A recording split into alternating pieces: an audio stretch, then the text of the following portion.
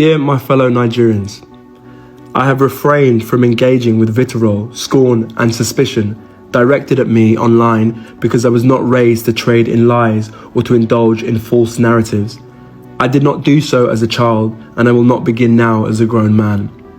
Because of my father's involvement in Nigerian politics, there has been a persistent curiosity and, at times, a malicious obsession with me. Why? I do not know. I have no social media presence and no interest in maintaining one, so I rarely correct these falsehoods. But perhaps it is time I address them.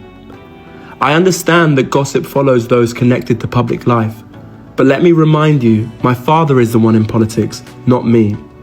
To assume that my life or choices are somehow political statements is a flawed and childish calculation. It reveals more about the pettiness of those spreading such narratives than it does about me or my father. This pattern has become all too familiar.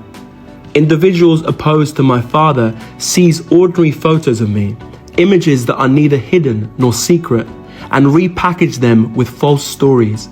These are not revelations, they are not exposés, they are simply misrepresentations, fiction spun from pictures. I have seen this happen to others, but experiencing it myself repeatedly is deeply unsettling. Still, I want it to be known clearly, what is being circulated is gossip. I'm an actor and a writer by profession.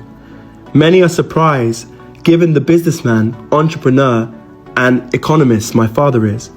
I'm sure he imagined I might follow that path. Yet, though my career is far from what he envisioned, he fully supports me. Unlike many children of Nigerian politicians, I have never relied on nepotism.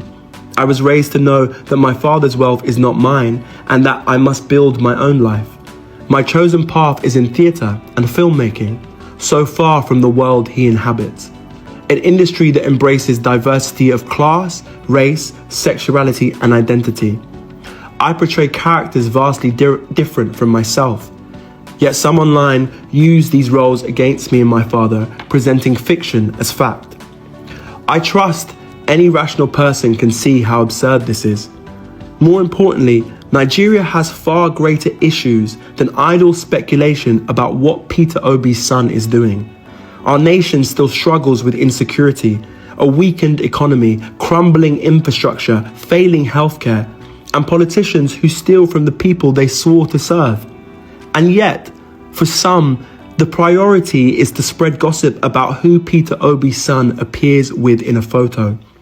This is a distraction from the real crisis that matters to all Nigerians. The truth is simple. Peter Obi's son appears in photos with his friends and his work colleagues, nothing more. If people wish to invent otherwise, I hope they sleep soundly, knowing they are spreading lies. Nor I or my father are perfect men. And as a father and son, we have our differences, but I can attest to his integrity and his relentless desire to lead Nigeria out of its current hardships. In our home as a child, the lesson was always clear. Face your work, do it honestly, and contribute to the good of others. That is what I will continue to do.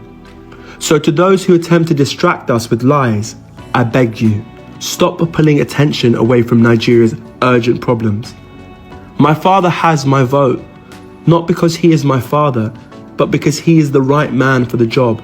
If others wish to go low, invent scandals, or attack me to wound him, they are free to do so. But we will go high, and we will continue to focus on the future of Nigeria. With love, Oseloka Obi.